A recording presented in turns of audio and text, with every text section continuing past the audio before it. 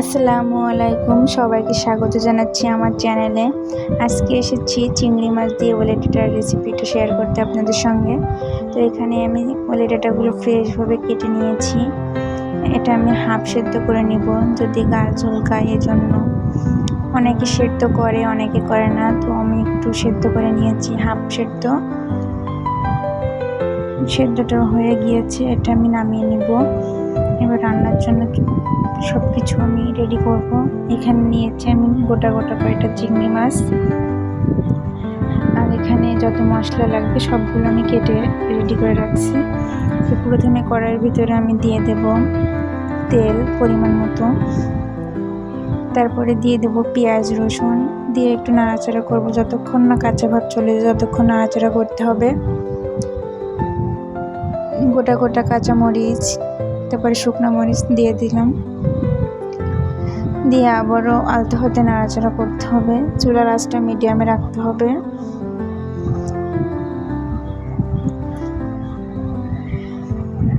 তারপরে চিংড়ি মাছগুলো আমি দিয়ে আবার একটু নাড়াচাড়া করব, যেহেতু মশলা কষাচ্ছি এজন্য মাছটার সঙ্গে নাড়াচাড়া করে নিচ্ছি, তাহলে আমার ভাজাও হয়ে যাবে, কষানোও হয়ে যাবে।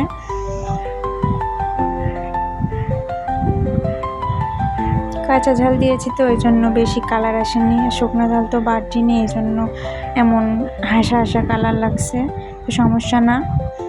এখানে আমি লবণ হলুদ দিয়ে নিলাম, তারপরে বাকি মশলা যেমন গরম মশলা, জিরে গুঁড়া, এগুলো দিয়ে আমি আবারও কষাবো। আমার বাসায় নারকেলের দুধ ছিল না, এই জন্য নারকেল দুধটা দিতে পারিনি। আপনারা চাইলে এখানে নারকেলের দুধটাও অ্যাড করতে পারেন, তাহলে আরও বেশি সুস্বাদু হবে। দেখেন আমার মশলাটা প্রায় কষানো কমপ্লিট। এখানে এবার আমি ওলের ডাঁটাগুলো অ্যাড করব। ওলের ডাঁটাগুলো দিয়ে আমি আবারও আলতো হাতে নাড়ব। এটা কিন্তু সেদ্ধ হয়ে গিয়েছে, সেহেতু আস্তে আস্তে নাড়তে হবে যাতে ঘেটে না যায়। একেবারে ঘেটে গেলে সেটা দেখতেও ভালো লাগবে না, খাইতেও মজা লাগবে না। গোটা গোটা থাকলেই বেশি ভালো লাগবে। কষানো কমপ্লিট। এবার এখানে পরিমাণ মতো আমি ঝোলের পানি দিয়ে দিব, যেহেতু আমি এখানে ঝোল রাখবো না, দিয়ে পানি দিয়ে ঢাকনাটা দিয়ে দিয়েছিলাম। দেখেন আমার রান্না কিন্তু অর্ধেকটাই প্রায় কমপ্লিট। এখানে ঝোল রাখবো না, কষা কষা হবে, এই জন্য বেশি পানি দেয় নাই, পানিটা অনেকটা শুকিয়ে এসেছে। রান্নাটা প্রায় কমপ্লিট।